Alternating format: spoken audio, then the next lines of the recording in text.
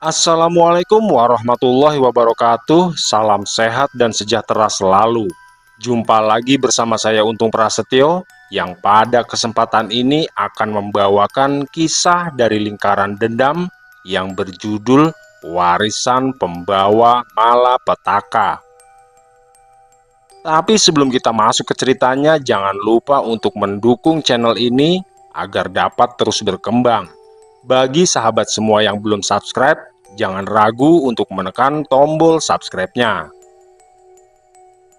Oke, tanpa berlama-lama lagi, mari kita simak ceritanya.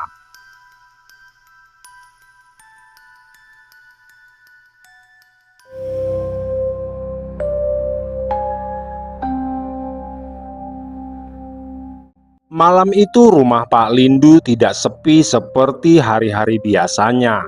Ruang tamu dan terasnya dipenuhi orang-orang yang datang sejak sore hingga gelap turun perlahan. Kerabat jauh dan dekat sudah berkumpul bersama para sesepuh dan perangkat desa. Beberapa tetangga terdekat pun tampak sibuk membawa nampan serta memastikan hidangan cukup untuk semua yang hadir. Suasana ramai namun bukan riuh tanpa arah. Ada rasa sungkan yang menyelip di antara sapaan dan senyuman. Percakapan pun terdengar pelan, kadang terputus oleh jeda-jeda singkat. Seolah setiap orang sadar bahwa pertemuan ini membawa maksud yang lebih besar dari sekedar melepas rindu. Di wajah orang-orang yang hadir tersimpan harapan sekaligus kehati-hatian, karena perkara yang akan dibicarakan malam itu akan menyangkut sesuatu yang tidak ringan. Di sudut ruang tamu, Pak Lindu duduk berdampingan dengan kepala desa dan juga Mbah Sronggot, salah satu sesepuh yang masih disegani di sana. Ketiganya menempati kursi kayu tua, seolah menjadi poros dari pertemuan malam itu. Wajah Pak Lindu tampak tenang, namun garis-garis lelah di sekitar matanya tak sepenuhnya bisa dia sembunyikan. Usia, tanggung jawab, dan waktu yang panjang telah meninggalkan jejaknya di sana. Sesekali pandangannya bergeser menyapu satu persatu anak-anaknya yang kini telah duduk terpisah bersama keluarga mereka masing-masing. Cipto hadir bersama Raras dan anak-anaknya, duduk agak ke sisi kiri ruangan. Sikapnya rapi, punggungnya tegak, wajahnya ramah ketika disapa, namun matanya jarang benar-benar menetap pada siapapun. Ada jarak halus yang dia bangun bukan dengan kata-kata, melainkan dengan diam yang terjaga. Tidak jauh dari sana, Ageng duduk berdampingan dengan Nuri serta anak laki-lakinya yang bernama Sudiro. Mereka terlihat lebih tenang, seolah sudah terbiasa dengan suasana keluarga yang besar dan penuh tatapan. Nuri sesekali membenarkan duduk anaknya, sementara Ageng menunduk hormat setiap kali bertemu pandang dengan kerabat yang lebih tua. Dia hadir dengan sikap yang bersahaja, namun kehadirannya tetap mencuri perhatian, seakan tanpa disadari banyak mata yang sesekali melirik ke arahnya. Sedangkan Pujo duduk di sisi lain bersama istri dan anak-anaknya. Dia lebih mudah tersenyum dan sesekali menyapa sanak saudara dengan nada ringan, mencoba menjaga suasana agar tetap hangat. Pak Lindu kembali menarik nafas panjang melihat ketiga putranya duduk dengan jarak yang tak hanya diukur oleh ruangan. Dia menyadari bahwa keluarga itu telah berubah. Mereka masih satu darah, namun hidup telah membawa masing-masing ke jalannya sendiri. Dan malam itu, di hadapan saksi keluarga serta adat, dia harus memastikan bahwa keputusan yang akan diambilnya kelak tidak menjadi api yang membakar diam-diam di hati anak-anaknya. Setelah suasana dirasa cukup tenang, Pak Lindu perlahan berdiri dari duduknya. Gerakannya tidak tergesa, namun cukup untuk membuat percakapan kecil di rumah itu mereda satu persatu. Kepala desa ikut menegakkan duduknya, sementara Mbah Seronggot menautkan kedua tangannya di atas kursi. Malam ini aku mengundang panjenengan semua, bukan hanya karena rindu untuk kumpul keluarga, tapi juga karena ada perkara yang sudah lama aku simpan dan rasanya tak elok kalau ditunda lebih lama lagi, ujar Pak Lindu sambil memandang ke arah para kerabat dan tetangga, lalu kembali menatap anak, menantu, dan cucunya yang duduk berderet bersama keluarga mereka masing-masing. Ada jeda sejenak sebelum dia berbicara, seolah sedang mengumpulkan kata-kata agar tak ada satupun yang melukai. Saat ini usiaku tidak lagi muda, dan aku bersama istriku Tari sudah menjalani hidup panjang di rumah ini. Sawah, kebun, dan pekarangan yang selama ini kita rawat bukan semata-mata milik kami berdua, tapi itu semua adalah titipan yang suatu hari nanti pasti akan aku tinggalkan. Dan oleh sebab itu, selagi masih diberi kesehatan dan usia yang panjang, aku akan membaginya kepada anak-anakku dengan cara yang benar, ucapnya lagi dengan penuh wibawa. Beberapa kepala mulai mengangguk pelan, suasana semakin hening, dan anak-anak Pak Lindu tak lagi saling menatap, seolah masing-masing tenggelam dalam pikirannya sendiri. Dan oleh karena itu, malam ini aku ingin membicarakan soal pembagian warisan, supaya jelas, supaya tidak jadi omongan di belakang hari, dan supaya anak cucuku kelak tidak mewarisi perselisihan. Imbuhnya lagi sambil menatap ke arah kepala desa dan juga Mbah Seronggot. Kata warisan dari mulut Pak Lindu terasa jatuh berat di udara. Ada yang menarik nafas, ada yang menggeser duduknya. Cipto mengangkat wajahnya perlahan, sorot matanya berubah lebih tajam meski ekspresinya tetap tertata. Ageng tetap menunduk, sementara Nuri merapatkan tangan di pangkuannya. Apa yang akan aku sampaikan nanti bukan hanya keputusan pribadi. Ini sudah aku pikirkan sejak lama, dan aku juga sudah membicarakannya dengan istriku. Maka, malam ini aku mengundang sampean semua untuk menjadi saksi. Lanjut Pak Lindu yang kemudian kembali duduk perlahan. Setelah itu, Mbah Seronggot perlahan mengangkat tubuhnya dan berdiri dengan tegak. Karena sebagai salah satu sesepuh desa, dia memiliki kewajiban untuk ikut bicara dalam pertemuan keluarga itu. Pak Lindu sudah bicara panjang lebar, dan apa yang akan disampaikan malam ini memang urusan keluarga. Tapi di desa ini, urusan keluarga yang menyangkut tanah, sawah, dan warisan tidak pernah berdiri sendiri, ujar Mbah Seronggot dengan suara yang tidak keras, namun punya bobot yang membuat orang-orang kembali memusatkan perhatian mereka. Mbah Seronggot mengedarkan pandangan ke arah kerabat dan tetangga yang duduk bersila di hadapannya. Beberapa orang mengangguk kecil, memahami arah kata-katanya. Sejak dulu, adat istiadat di desa kita mengajarkan bahwa pembagian warisan sebaiknya dilakukan terang-terangan, disaksikan oleh keluarga besar, tetangga dekat, dan juga perangkat desa. Bukan untuk membuka aib, tapi untuk menutup pintu perselisihan yang mungkin bisa terjadi di kemudian hari, balas Mbah Seronggot lagi sambil menatap ke arah Cipto, Ageng, dan Pujo secara bergantian. Apapun yang telah ditetapkan oleh Pak Lindu sudah pasti bukan keputusan yang diambil hanya dalam satu malam. Itu adalah hasil dari pikiran panjang, pertimbangan rasa, dan tanggung jawab sebagai orang tua. Oleh sebab itu, sebagai sesepuh yang diminta hadir malam ini, aku berharap agar semua yang duduk di sini bisa menerima dengan lapang dada. Bukan hanya menerima bagiannya, tapi juga menerima kenyataan bahwa keadilan tidak selalu terasa sama di hati setiap orang. Dan malam ini bukan hanya tanah serta sawah yang akan diberikan, tapi juga amanah agar keluarga ini tetap utuh setelah Pak Lindu dan Bu Tari kelak tidak lagi membersamai anak dan cucunya. Pungkas Mbah Sronggot yang kembali duduk. Setelah suasana kembali tenang, Pak Lindu mulai menyampaikan pembagian harta satu persatu.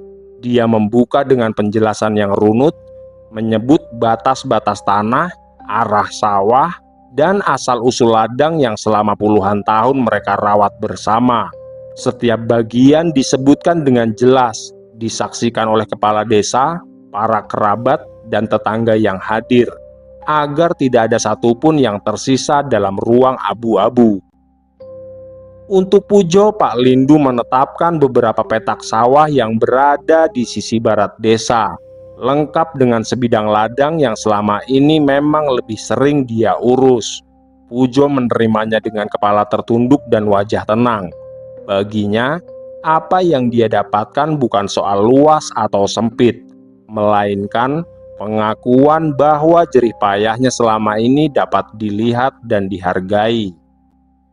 Kepada Ningrum, Pak Lindu menyerahkan sebidang pekarangan dan beberapa sawah kecil yang letaknya tidak jauh dari rumah suaminya. Bagian itu disiapkan sebagai pegangan hidup sekaligus tanda kasih bagi anak bungsu yang selama ini menemani mereka. Ningrum menerimanya dengan mata berkaca-kaca, tanpa banyak pertanyaan, seolah hatinya lebih penuh oleh makna daripada hitungan. Giliran Cipto disebut berikutnya.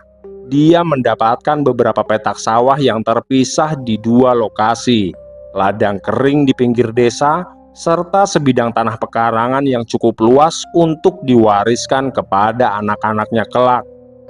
Di atas kertas, bagian itu bukanlah sedikit. Bahkan bagi sebagian orang itu sudah lebih dari cukup untuk hidup berkecukupan. Cipto mengangguk, wajahnya tetap tertata, namun di dadanya mulai tumbuh rasa yang sulit dia namai.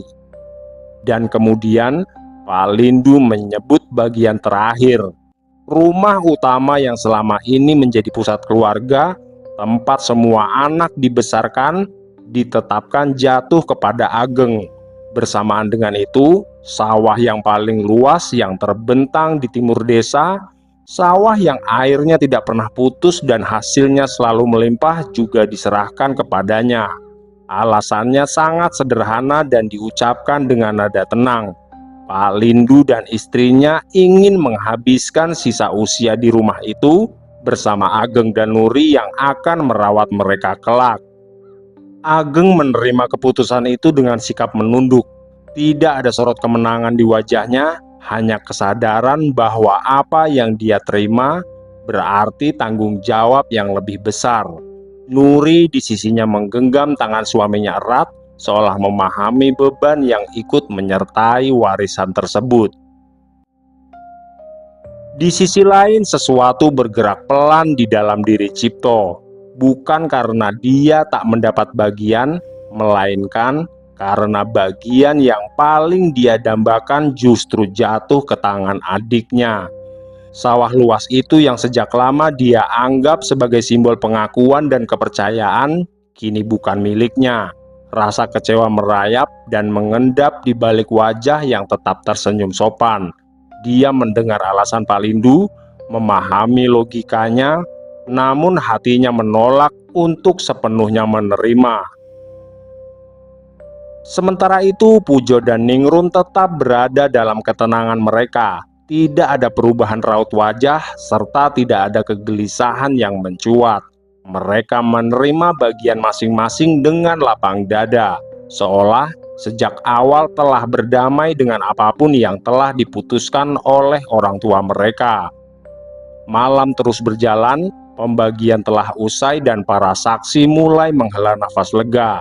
Namun, di antara semua yang hadir, hanya satu hati yang pulang membawa ganjalan. Di balik sikap tenang Cipto, benih lama yang pernah dia kubur rapat kini kembali berdenyut pelan, nyaris tak terdengar namun cukup kuat untuk bangkit kembali. Beberapa hari telah berlalu sejak malam pembagian warisan itu. Di rumahnya sendiri, Cipto justru semakin sering terjaga ketika malam turun. Dia duduk di serambi, menatap gelap yang terbentang di antara rumahnya dan rumah Pak Lindu. Seolah jarak itu kini terasa lebih panjang dari sebelumnya. Keheningan yang menyelimuti tidak membawa ketenangan, melainkan memberi ruang bagi pikirannya untuk berputar tanpa henti. "Sudahlah Mas, untuk apa lagi sampean memikirkan soal itu?" ucap Rara sang istri yang mencoba menghibur Cipto. "Bagaimana aku bisa melupakan begitu saja, Bu? Ini soal keadilan, dan Bapak selalu berbuat tidak adil padaku," balas Cipto sambil menghela nafas panjangnya. "Ndak usah berkata seperti itu, Pak. Mbok ya yang sabar. Bapak dan Ibu pasti sudah menimbang semuanya," ucap Raras lagi sambil mengusap punggung suaminya. Satu persatu bayangan sawah dan ladang yang dibagikan malam itu kembali hadir di benaknya. Setiap petak tanah, setiap batas yang ditetapkan terasa seperti diulang berkali-kali dalam ingatan. Dan di antara semua itu, satu gambaran yang terus menetap lama, yaitu sawah luas yang jatuh ke tangan Ageng. Bukan sebagai keputusan yang bisa diterima, melainkan sebagai pertanyaan yang tak kunjung menemukan jawabannya. Semakin dia mencoba menekan rasa itu, semakin berat ganjalan yang menetap di dadanya. Hingga suatu senja, ketika pikiran itu kembali berputar tanpa bisa dihentikan, Cipto sadar bahwa diam saja tidak cukup. Dia berdiri lama di ambang pintu rumahnya, memandang jalan yang membelah sawah, seolah sedang menimbang sesuatu yang tak ringan. Lalu tanpa berkata apapun kepada istrinya, dia melangkah pergi. Langkahnya tidak tergesa namun penuh tujuan. Setiap tapak kaki membawanya menjauh dari rumah, menuju satu tempat yang dia yakini menyimpan jawaban atas kegelisahan yang terus menggerogoti dadanya. Bukan kemarahan yang membimbingnya kali ini, melainkan perasaan dipinggirkan yang belum menemukan bentuknya. Dan jalan itu pada akhirnya kembali mengarah ke rumah Mbah Seronggot. Cipto tiba di rumah Mbah Seronggot ketika senja hampir habis. Rumah tua itu masih sama seperti yang dia ingat, sunyi dan tertutup bayang pepohonan, membuat suasana terasa jauh dari dunia luar. Beberapa saat Cipto berdiri di depan pintu, menarik nafas dalam lalu mengetuknya perlahan. Tidak lama kemudian, Mbah Seronggot membuka pintu tanpa raut wajah terkejut, seolah kedatangan Cipto sudah dia duga sejak lama. "Masuklah, Le," ucap Mbah Seronggot sambil menganggukkan kepalanya. Cipto melangkah masuk dan duduk di kursi kayu tua berhadapan dengan Mbah Seronggot. Tidak ada basa-basi, tidak ada senyum, hingga jarak terasa lebar dari ruang di antara mereka. "Sampean kelihatannya sehat-sehat saja, Mbah," ujar Cipto dengan suara datar. "Berarti janji-janji lama itu masih sampean jaga dengan kuat," imbuhnya lagi sambil tersenyum. "Sebuah janji bukan untuk dipamerkan, Le, tapi untuk ditepati," balas Mbah Seronggot dengan wajah tenang. Cipto mengangguk pelan lalu tersenyum tipis. Senyum itu seperti menandakan sebuah kemenangan yang berhasil didapatnya tanpa melakukan pertarungan. "Kalau begitu, aku ingin bertanya, Mbah. Apakah pada malam pembagian warisan itu, sampean benar-benar hanya datang sebagai saksi?" tanya Cipto dengan tegas. "Aku datang untuk menjaga agar tidak ada yang melenceng, Le. Dan itu memang sudah menjadi tugasku," jawab Mbah Seronggot dengan wajah mengeras. "Sampean itu menjaga atau membiarkan, Mbah?" Tanya Cipto lagi dengan nada yang membuat udara di ruangan itu terasa pekat. Harusnya sampean tahu, Mbah, sawah utama itu bukanlah tanah sembarangan. Itu adalah sawah yang sejak dulu aku rawat dan aku pahami alirannya, serta aku tahu nafasnya. Tapi sawah itu kini jatuh ke tangan Ageng, ujar Cipto sambil menahan sesuatu di dadanya. Apa itu juga bagian dari janji yang tidak boleh dilanggar, Mbah? Tanya Cipto dengan suara meninggi. Untuk masalah pembagian, itu bukan kehendakku dan di luar kuasaku, Le, ujar Mbah Sronggot dengan nada rendah. Walaupun itu di luar kehendak sampean, tapi seharusnya sampean bisa memberitahu Bapak soal sawah itu, Mbah. Karena aku tahu Bapak akan mendengar apa yang sampean katakan, balas Cipto dengan wajah kesal. Aku tahu, Cipto. Sebelum acara pembagian warisan itu, aku telah meminta bapakmu untuk merubah pembagiannya. Tapi kali ini dia tetap pada pendiriannya dengan alasan dia ingin Ageng dan Nuri merawatnya dan ibumu di hari tua mereka, ujar Mbah Sronggot menjelaskan. Baiklah, Mbah. Dulu aku bisa memakluminya, dan aku terpaksa mengalah hingga harus kehilangan Nuri. Tapi sepertinya untuk saat ini aku tidak akan tinggal diam. Dan jika sampean tidak mau membantuku, aku akan mencari orang yang sanggup mewujudkan keinginanku, Mbah, ungkas Cipto yang langsung berdiri dan beranjak pergi dari rumah Mbah Sronggot. Tunggu dulu, Cipto.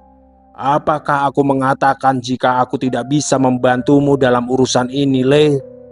Tanya Mbah Sronggot yang akhirnya dapat menghentikan langkah Cipto. Duduklah dulu, kita bicarakan lagi soal ini, imbuh Mbah Sronggot menenangkan. Cipto berhenti di ambang pintu, bahunya turun perlahan, lalu dia berbalik. Tatapannya kini berbeda, bukan lagi menuntut, melainkan lebih waspada. Sampean bisa membantu apa, Mbah?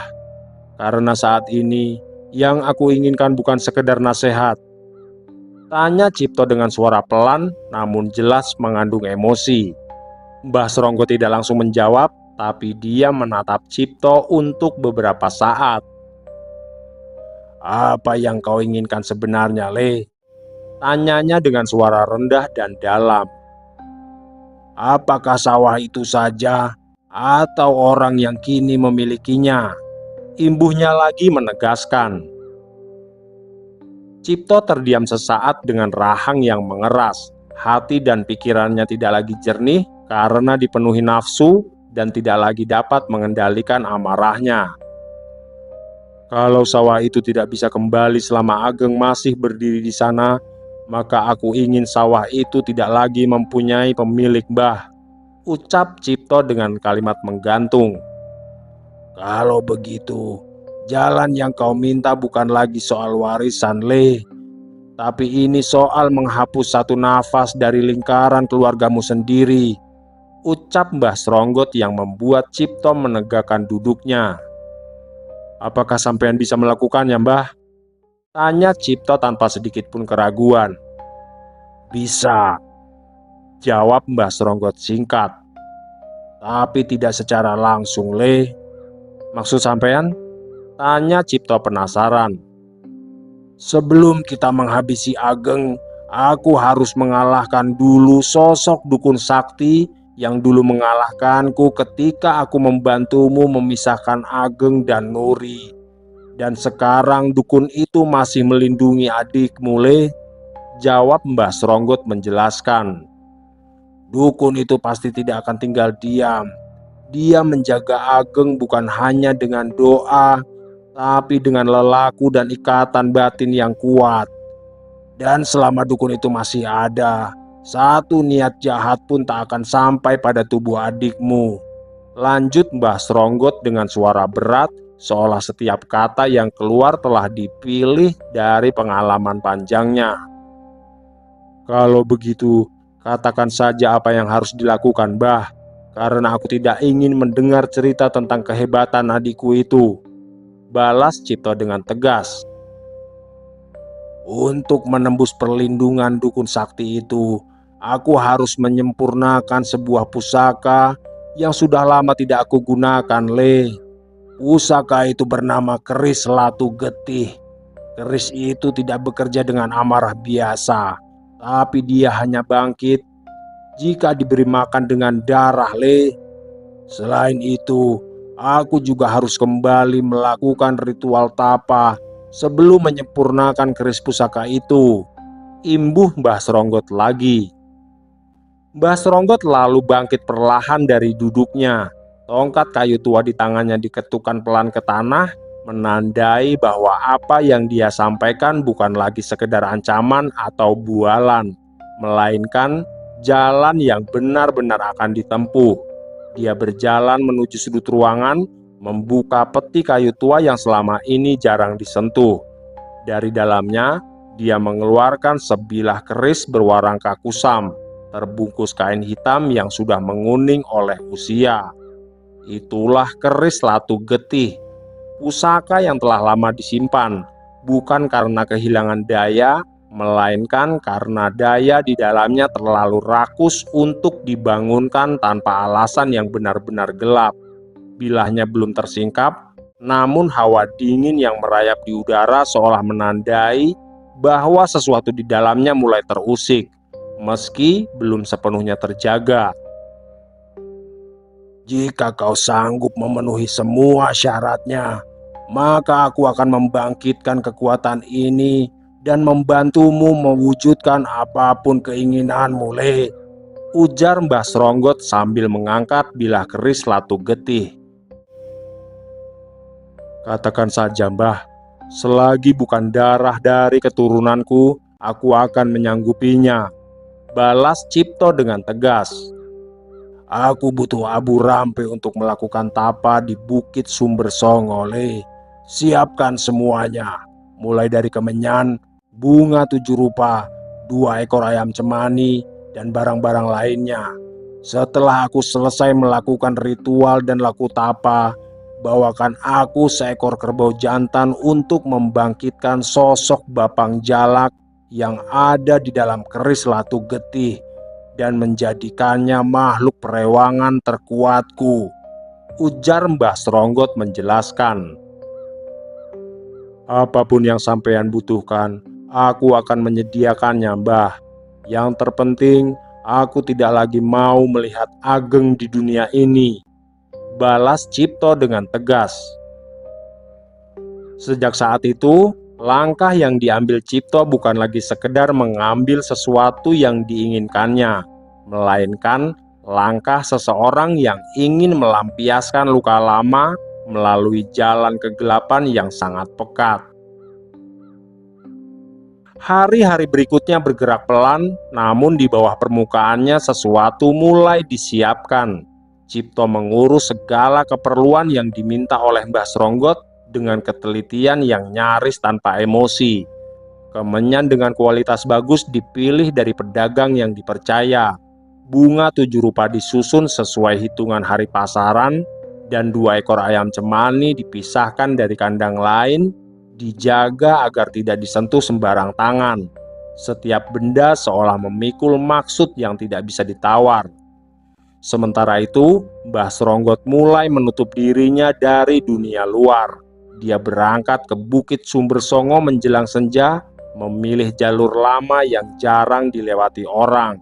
Di sana, di antara batu-batu besar dan pepohonan yang tumbuh miring oleh angin, dia memulai tapa.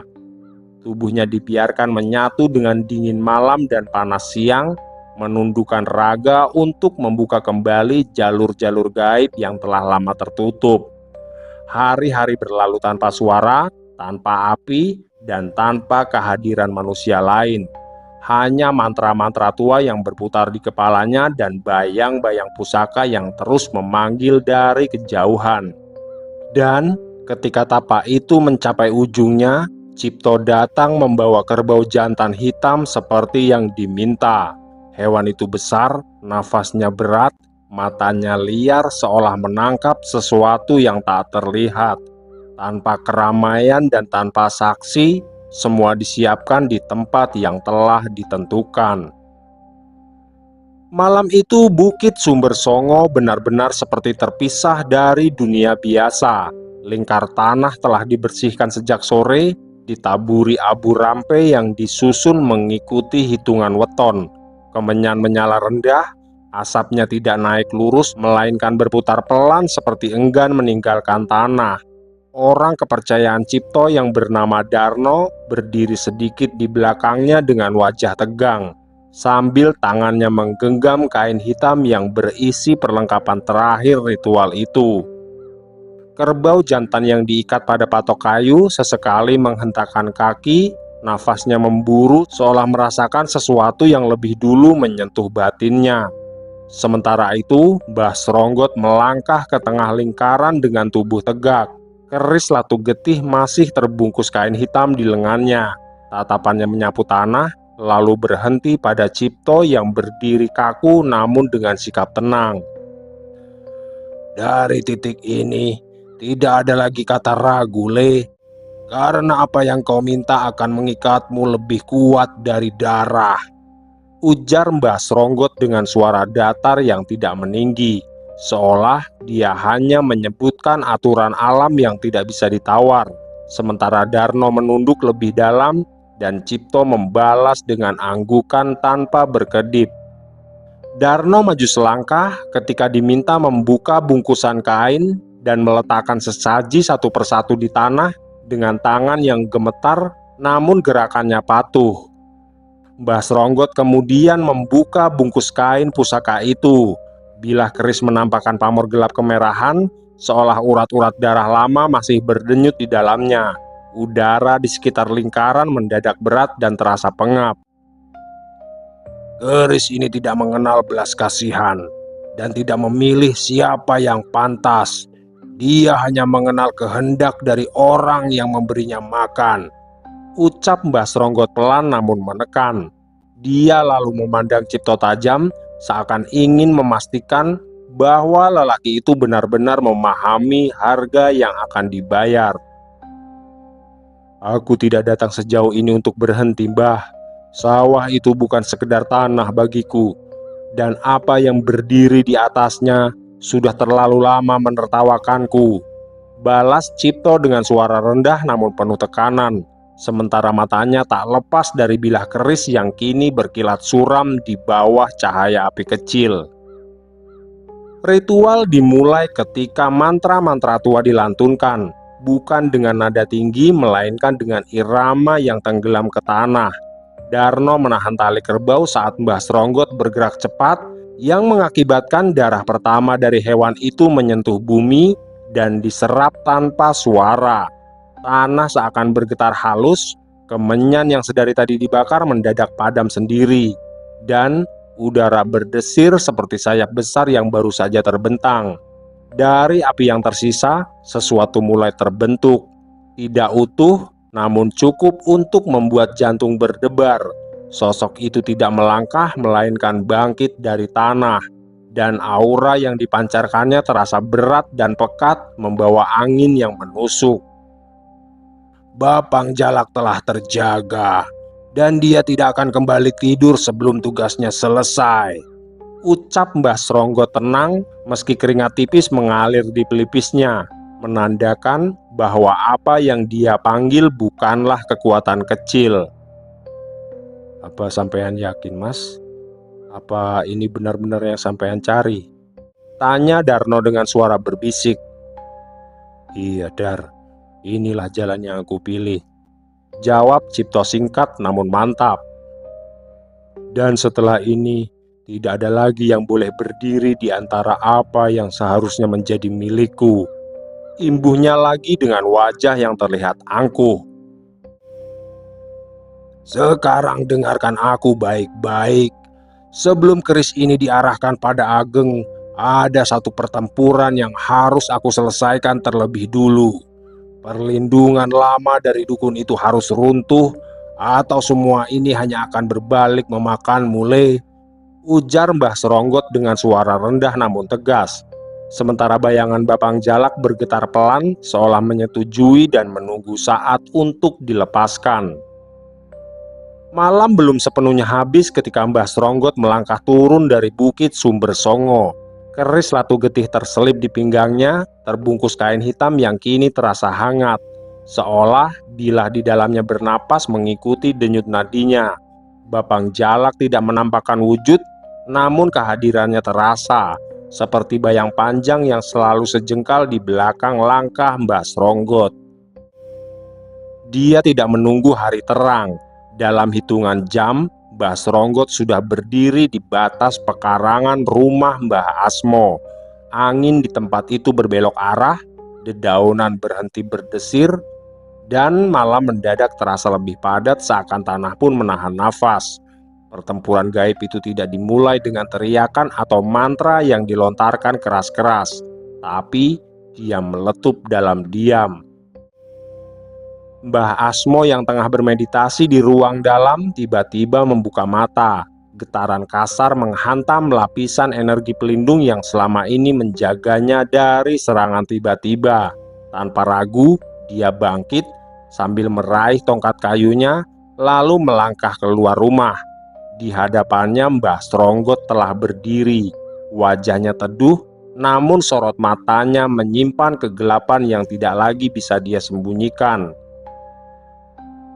Benturan pertama terjadi ketika dua kehendak bertemu. Udara di antara mereka bergetar seperti kain yang disobek dari dua arah. Mbah Asmo menjejakkan tongkatnya ke tanah, memanggil kekuatan dan membentangkan pagar tak kasat mata yang selama ini melindungi kediamannya. Namun, keris Latu Getih bergerak sendiri. Dari balik warangkanya, pamor merah gelap menyala, dan Bapang Jalak menjelma sebagai tekanan pekat yang menghantam pertahanan itu tanpa bentuk yang jelas. Tanah di sekitar rumah Mbah Asmo retak halus, pohon pisang di sudut pekarangan rebah tanpa sebab. Mbah Asmo terhuyung setengah langkah, merasakan sesuatu yang berbeda. Bukan sekedar serangan, melainkan dorongan yang memaksanya mundur sedikit demi sedikit. Dia membalas dengan mantra tua, memanggil laku putih yang pernah dia jalani, dan memadatkan batin menjadi satu titik. Cahaya redup muncul di sekeliling tubuhnya, menahan serangan berikutnya. Namun, keris Latu Getih tidak menyerang dengan amarah. Dia menggerogoti perlahan, mencari celah, mengikis keteguhan dengan bisikan-bisikan yang menyasar kelelahan serta luka yang pernah ada. Untuk pertama kalinya Mbah Asmo merasakan kekuatannya melemah. Satu hentakan terakhir dari keris Latu Getih membuatnya terlempar mundur. Dia masih berdiri namun nafasnya berat, dan dadanya terasa sesak. Dia tahu jika dipaksakan, pertarungan itu bisa berakhir lebih buruk, bukan hanya untuk dirinya tapi untuk mereka yang berada dalam lingkaran perlindungannya. Maka dari itu, Mbah Asmo memilih bertahan. Dengan sisa tenaga batinnya dia memecah jejaknya sendiri, memutus jalur serangan dan menghilang dari jangkauan kekuatan Latu Getih dan juga Bapang Jalak. Malam itu, Mbah Seronggot tidak mengejar. Dia berdiri diam, menatap ruang kosong di depannya, lalu meraba gagang keris di pinggangnya. Pertempuran pertama telah dimenangkan meski belum menuntaskan apapun. Keesokan harinya, Ageng terbangun sebelum subuh dengan dada berdebar dan peluh dingin yang membasahi tengkuknya. Mimpi yang baru saja dia alami terasa terlalu nyata untuk disebut bunga tidur. Di dalam mimpi itu, dia melihat dirinya berada di halaman rumah dalam suasana senyap yang aneh. Langit kelabu, angin tidak bergerak, dan suara alam seolah ditelan oleh sesuatu yang tak kasat mata. Dari arah jalan berbatu, langkah pelan terdengar mendekat. Sosok Mbah Asmo muncul dari balik kabut tipis, berdiri beberapa langkah di hadapannya. Wajah lelaki tua itu pucat, bahunya sedikit membungkuk, dan nafasnya berat. Sorot matanya tetap tajam, menembus seperti biasa, seolah jarak antara mimpi dan kenyataan tak lagi berarti. "Ada kekuatan hitam yang sudah dibangunkan kembali, Le," ucap Mbah Asmo dengan suara rendah, tanpa salam, tanpa senyum, seperti seseorang yang datang membawa beban terlalu berat untuk dibungkus basa-basi. Ageng mencoba berbicara, namun suaranya terasa tertahan di dada. Dia hanya mampu mengangguk sambil merasakan kegelisahan yang menjalar cepat ke seluruh tubuhnya. "Dan arah kekuatan itu jelas menuju rumahmu," lanjut Mbah Asmo dengan suaranya yang terdengar lebih berat, seolah setiap kata ditarik dari sisa tenaganya. Sementara tatapannya sesekali beralih ke arah sawah yang membentang di kejauhan. Ageng akhirnya memaksa diri bicara meski suaranya bergetar. "Apakah ini mimpi atau ini nyata, Mbah?" tanyanya dengan suara lirih. "Anggap saja kau tidak sedang bermimpi, Le. Sekarang dengarkan aku baik-baik. Malam tadi aku mendapatkan serangan gaib, dan orang yang menyerangku adalah orang yang dulu hampir memisahkanmu dengan gadis yang kini menjadi istrimu.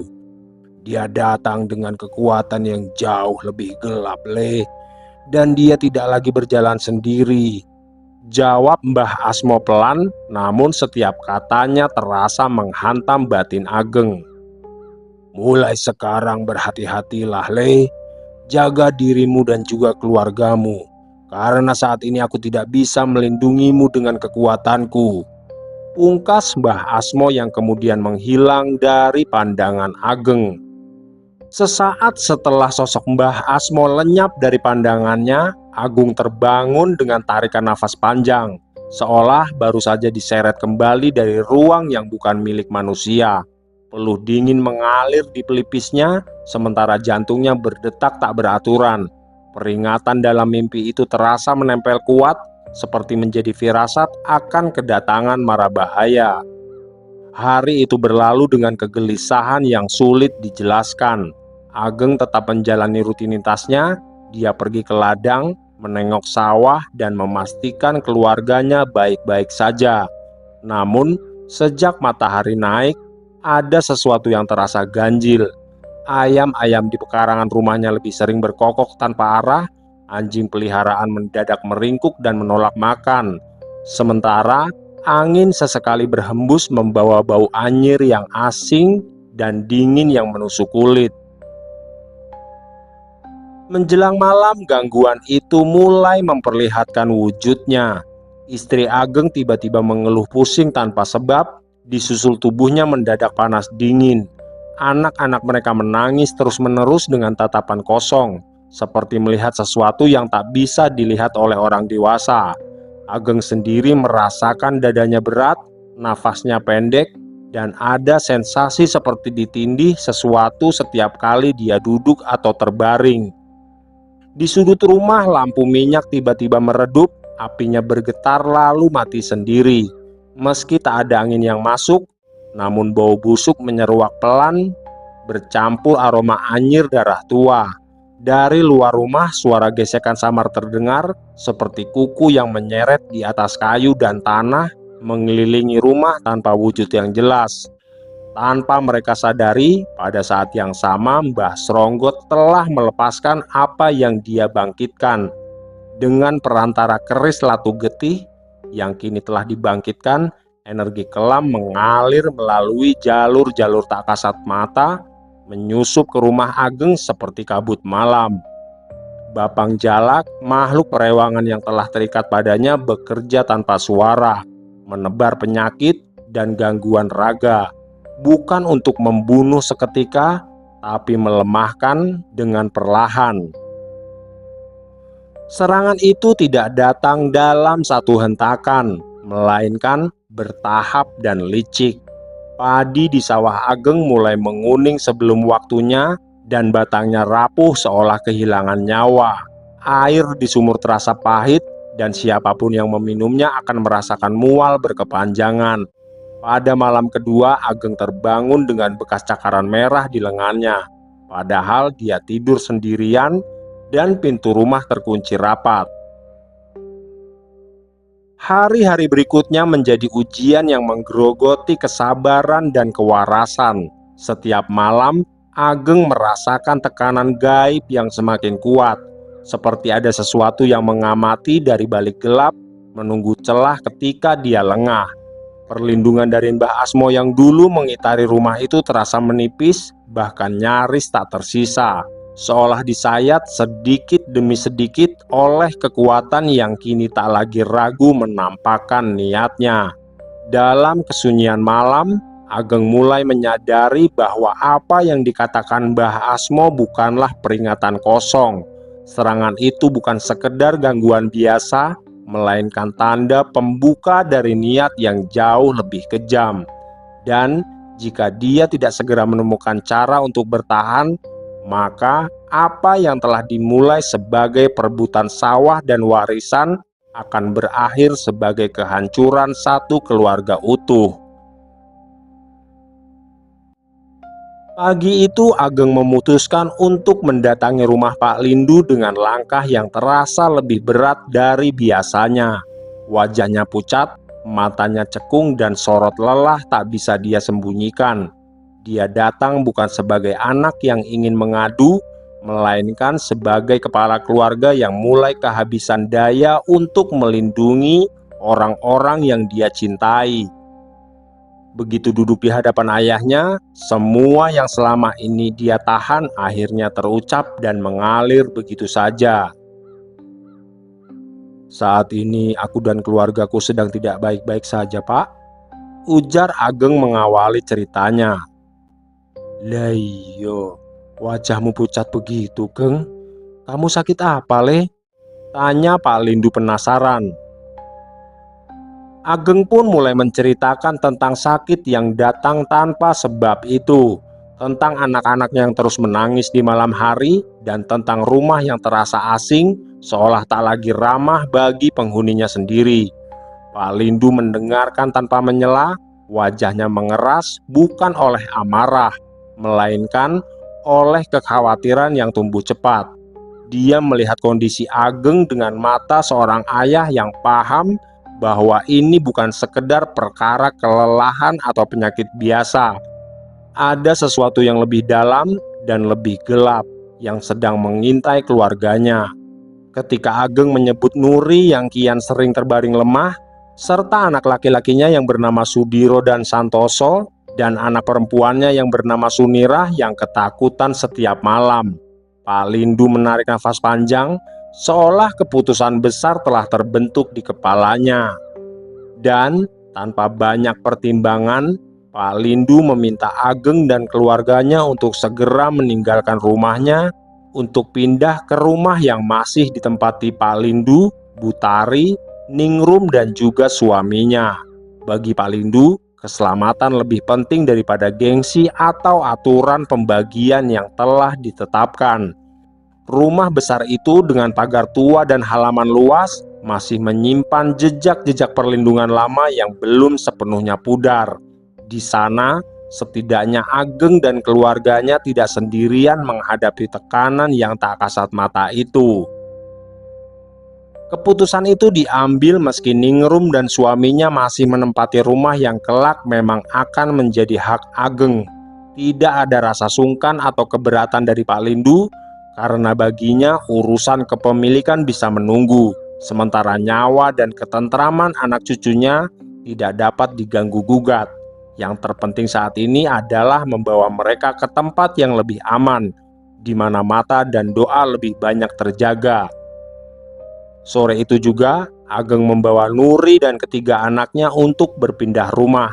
Barang-barang penting dikemas seperlunya tanpa banyak kata. Sudiro menggenggam tangan ayahnya erat, Sunirah terus menempel pada ibunya, sementara Santoso beberapa kali menoleh ke arah rumah yang ditinggalkan, seolah merasakan bahwa mereka pergi bukan karena kehendak, melainkan karena paksaan keadaan. Ketika malam turun di rumah Pak Lindu, suasananya terasa berbeda, lebih ramai, lebih hangat, namun di balik itu ada ketegangan yang menggantung. Pak Lindu berdiri lama di pendopo rumahnya, menatap langit gelap dengan perasaan tak menentu. Dia tahu langkah ini mungkin hanya memberi jeda, bukan akhir dari masalah. Apapun yang sedang memburu Ageng belum tentu akan berhenti hanya karena jarak berpindah. Namun setidaknya, untuk sementara waktu, keluarga itu berada di bawah atap yang sama, siap menghadapi apapun yang akan datang bersama-sama.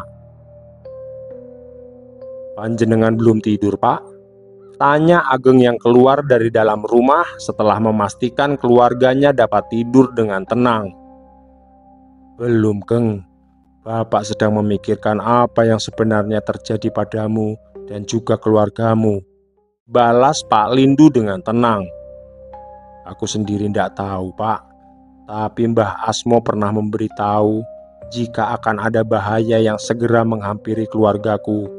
Dan bahaya itu berasal dari orang yang dulu hampir memisahkanku dengan Nuri," ujar Ageng yang membuat Pak Lindu terkejut. "Sekarang ceritakan semuanya, Le. Ndak usah ada lagi yang kau tutup-tutupi," balas Pak Lindu sambil memandang ke arah Ageng dengan sorot mata tajam. Walau merasa sedikit sungkan, Ageng pun akhirnya menceritakan perjalanan spiritualnya ketika Nuri hendak berpaling darinya. Dia juga menyebut nama Cipto yang diduga menjadi dalang di balik sikap Nuri yang hampir saja meninggalkannya. "Apa kau yakin dengan semua itu, Le?" tanya Pak Lindu dengan tegas.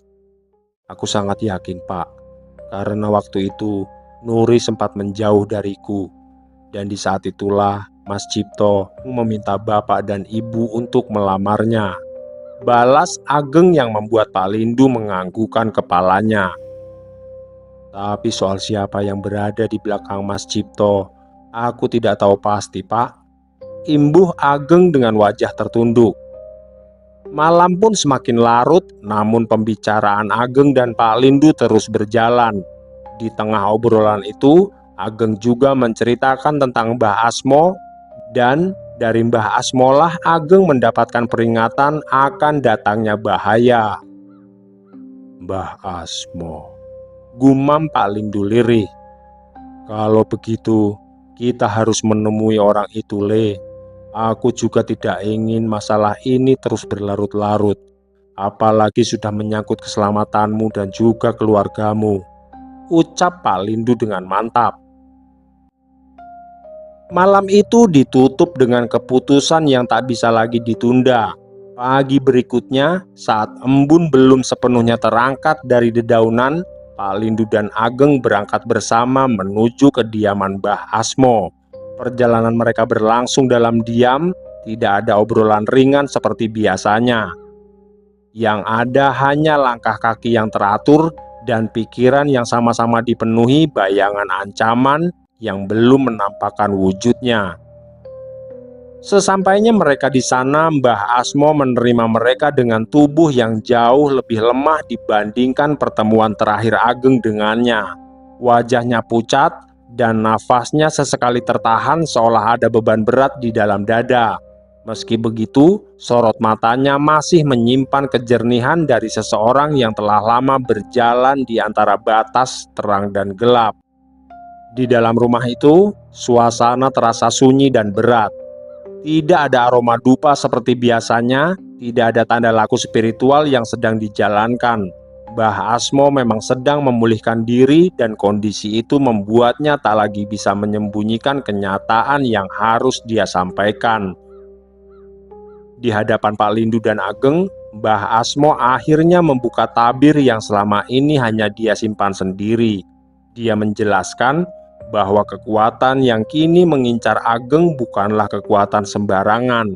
Sosok di baliknya adalah Mbah Sronggot, dukun dari aliran hitam yang telah lama dia kenal. Seorang yang pernah jatuh dalam kekalahan, namun kini bangkit dengan ilmu yang jauh lebih berbahaya dari sebelumnya. Kekalahan itu menurut Mbah Asmo tidak membuat Mbah Sronggot berhenti. Justru dari sanalah dendam dan ambisinya tumbuh. Dia menempuh jalan yang lebih gelap, menyempurnakan pusaka lama dan mengikat diri dengan kekuatan yang tidak lagi mengenal batas welas asih. Ilmu yang kini dia miliki bukan sekedar untuk mempengaruhi rasa atau pikiran, melainkan mampu mengancam nyawa dan keturunan. Ageng mendengarkan dengan dada terasa sesak. Nama Mbah Sronggot bukan lagi sekedar bayangan masa lalu yang samar. Kini sosok itu berdiri nyata sebagai ancaman yang terarah, bukan hanya padanya, tapi pada seluruh keluarganya.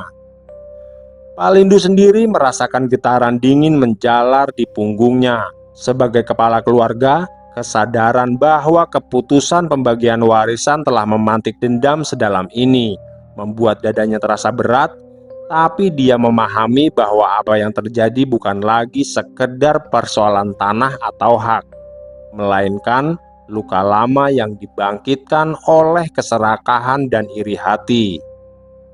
"Sebisa mungkin aku akan membantu sampean dan juga Ageng, Pak," ujar Mbah Asmo dengan tenang. "Yang terpenting saat ini, coba bicarakan baik-baik pada anak bapak yang bernama Cipto. Tanyakan kemauan dia apa dan turuti saja dulu. Karena untuk saat ini, aku sendiri belum mampu melawan dukun itu," imbuh Mbah Asmo menjelaskan. "Baik, Mbah. Kalau begitu, hari ini juga aku akan menemui anakku serta Pak Sronggot," balas Pak Lindu tanpa sedikit pun rasa takut. Apa yang dikatakan Pak Lindu kala itu tidak hanya berhenti sebagai niat. Hari itu juga, ketika sore menjelang malam, Pak Lindu benar-benar melangkahkan kakinya menuju rumah Cipto. Dia tidak berangkat dengan rasa ragu, tapi membawa tanggung jawab besar sebagai orang tua dan kepala keluarga. Hal itu membuat keberanian lahir dari tanggung jawab, bukan dari amarah. Langit mulai gelap ketika dia tiba, dan dari kejauhan tampak lampu rumah Cipto masih menyala terang, seolah menandai bahwa malam itu memang bukan malam biasa.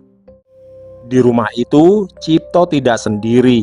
Mbah Sronggot sudah lebih dulu berada di sana. Lelaki tua itu duduk tenang di ruang depan, sementara Cipto duduk tidak jauh darinya. Pak Lindu disambut dengan sikap yang sopan, namun udara di dalam rumah terasa kaku. Tidak ada kehangatan keluarga seperti yang dulu sering dia rasakan ketika berkunjung. Kehadiran Mbah Sronggot di rumah anaknya sendiri itu terasa ganjil bagi Pak Lindu, namun sekaligus menjelaskan banyak hal yang selama ini hanya menjadi dugaan. Ada jarak yang tak kasat mata terbentang di antara anak dan ayah itu. Jarak yang dibentuk oleh kekecewaan, iri, dan keputusan-keputusan yang tidak pernah benar-benar dibicarakan dengan jujur. Pak Lindu duduk dengan punggung tegak, pandangannya menyapu wajah Cipto yang kini terlihat lebih keras dari yang dia kenal. Di balik sikap tenang anaknya itu, Pak Lindu merasakan gelombang emosi yang belum padam sepenuhnya. Dia kemudian mengalihkan pandangannya pada Mbah Sronggot, menyadari bahwa sesepuh itu bukan sekedar tamu, melainkan bagian dari pusaran yang kini mengancam keluarganya. Dalam pertemuan itu, Pak Lindu menyampaikan maksud kedatangannya dengan sikap terbuka. Dia ingin tahu apa yang sebenarnya diinginkan Cipto. Sejauh mana rasa kecewa itu telah membentuk langkah-langkah berbahaya, dan mengapa jalan yang dia pilih kini melibatkan kekuatan yang tak lagi bisa ditarik kembali dengan mudah. Dia datang bukan untuk menghakimi, melainkan untuk mencegah agar pertikaian ini tidak berubah menjadi petaka yang menimpa darah dagingnya sendiri. "Langsung saja, Le. Kedatangan Bapak malam ini untuk merubah keputusan yang telah Bapak buat malam itu. Tapi sebagai balasannya, kau harus membiarkan Ageng dan keluarganya hidup dengan tenang," ujar Pak Lindu dengan suara tenang namun cukup membuat Cipto tersentak. "Kalau hanya soal sawah dan rumah, kita bisa bicarakan lagi, Le," imbuh Pak Lindu dengan tenang. "Aku memang menginginkan sawah itu, Pak. Tapi itu dulu. Dan sekarang aku sudah tidak menginginkan apapun dari panjenengan," balas Cipto dengan tegas. "Tenangkan dulu dirimu, Cipto. Tidak seharusnya kau berkata seperti itu kepada orang tuamu. Sahut Mbah Sronggot menenangkan. "Biar saja Mbah, biar Bapak tahu apa yang selama ini aku rasakan," ucap Cipto dengan sorot mata tajam. "Dengarkan aku, Lindu. Aku tidak memihak siapapun dalam masalah ini. Hal itu aku lakukan karena kita sudah seperti keluarga sendiri. Dan lagi, aku juga sudah berjanji pada orang tuamu untuk menjaga keluargamu," ujar Mbah Sronggot menjelaskan. "Aku sudah tahu semuanya, Pak D. Aku sudah tahu dari Mbah Asmo yang tinggal di desa sebelah. Dan untuk itulah aku datang ke sini. Sekarang, aku minta sampean menghentikan semuanya," balas Pak Lindu dengan tegas sambil berdiri dan pergi meninggalkan ruang tamu rumah Cipto. Malam semakin larut dan pertemuan itu tidak menghasilkan kelegaan. Yang tertinggal justru rasa berat yang semakin menguat, seolah setiap pihak kini berdiri di jalurnya masing-masing. Pak Lindu pulang dengan rasa kesal dan penuh kekhawatiran, menyadari bahwa usaha mendekati Cipto tidak semudah yang dia bayangkan. Di balik pintu rumah Cipto yang tertutup, Mbah Sronggot dan Cipto kembali larut dalam rencana yang telah mereka susun. "Bapak sudah mengetahui apa yang kita perbuat, Mbah," ujar Cipto sambil menghisap tembakau lintingan beraroma cengkeh bercampur kemenyan. "Semua sudah terlanjur, Le. Tidak ada lagi kata mundur. Kita harus menyelesaikan apa yang sudah kita mulai," balas Mbah Sronggot dengan sikap tenang. Hari-hari berikutnya berlalu dengan wajah yang seolah kembali normal. Setelah masa-masa tegang yang menyesakkan, perlahan tubuh Nuri pulih dari rasa lemah yang sempat mengekang. Dan anak-anak mereka kembali berlarian di halaman dengan tawa yang sempat lama menghilang.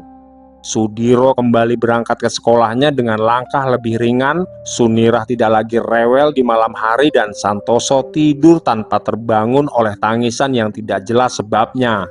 Ageng sendiri mulai kembali ke sawah, menata pematang, mengalirkan air, dan mengerjakan hari-harinya dengan kehati-hatian yang tetap waspada. Namun tidak dipenuhi kecemasan yang mencekik. Pak Lindu melihat semua itu dengan rasa lega yang samar. Dia mengira jika pertemuannya dengan Cipto dan Mbah Sronggot meski pahit tapi telah cukup untuk meredam sesuatu yang berbahaya. Dia kembali menjalani rutinitasnya, duduk di pendopo setiap pagi, berbincang dengan tetangga, dan sesekali menggendong cucu-cucunya dengan senyum tulus.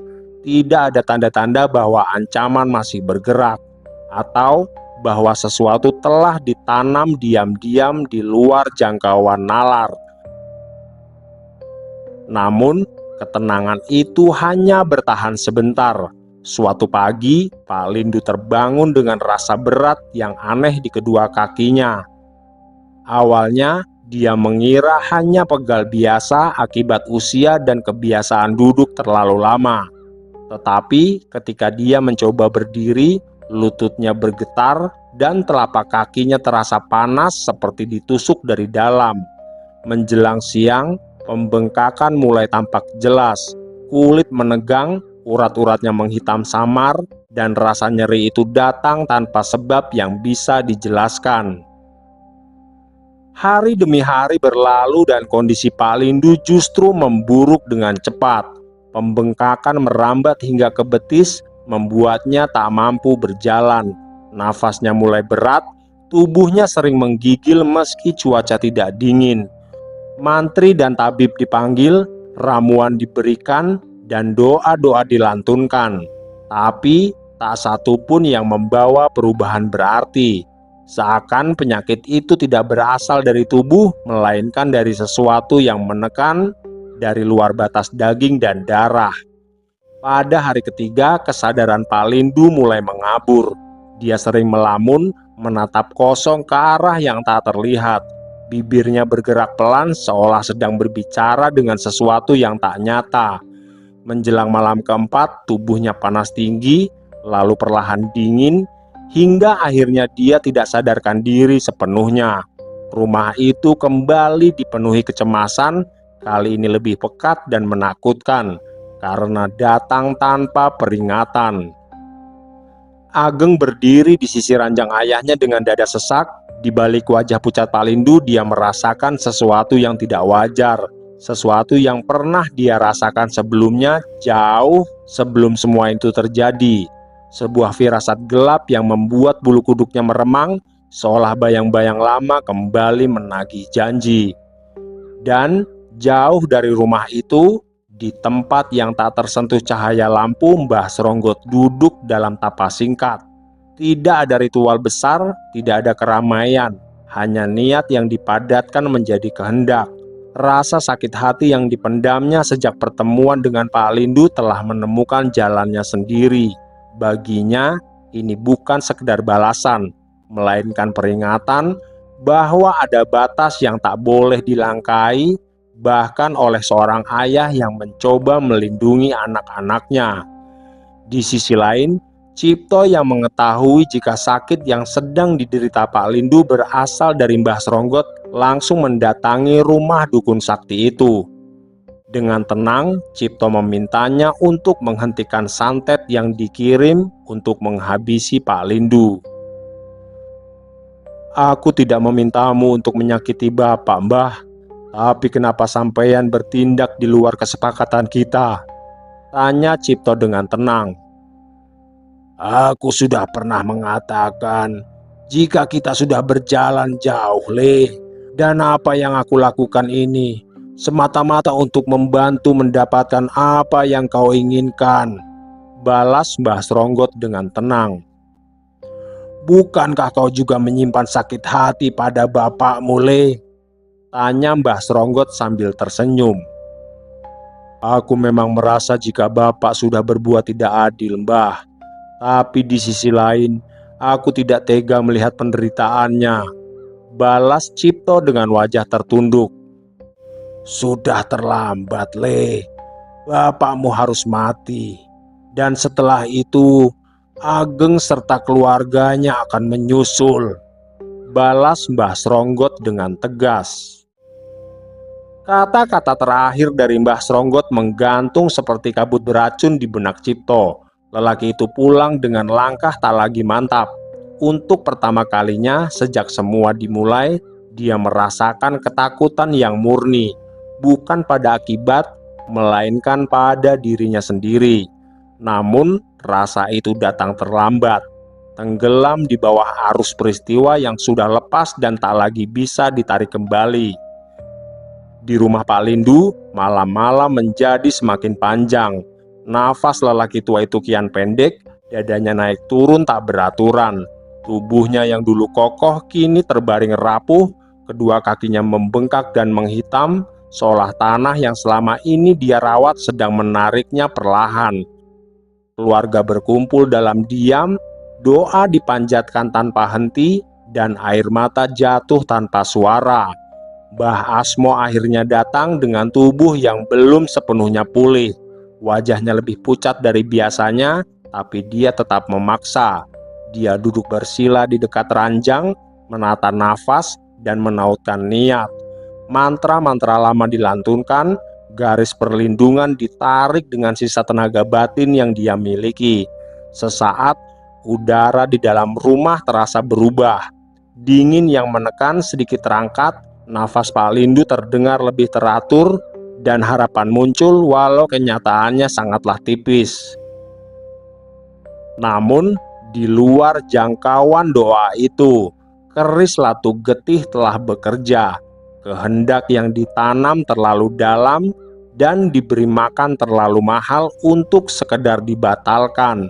Energi hitam itu tidak menyerang dengan bising, tapi dia menggerogoti dengan sabar dan menutup setiap jalan pulang.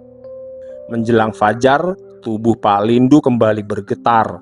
Nafasnya terhenti sejenak, lalu tersambung dengan tarikan panjang yang terakhir. Mata tuanya terbuka menatap kosong ke langit-langit rumahnya yang telah menemaninya sepanjang hidup. Bibirnya bergerak pelan namun tak ada suara yang keluar, dan kemudian semuanya berhenti. Keheningan jatuh pilu. Mbah Asmo menunduk lama. Dia tahu batasnya telah tercapai.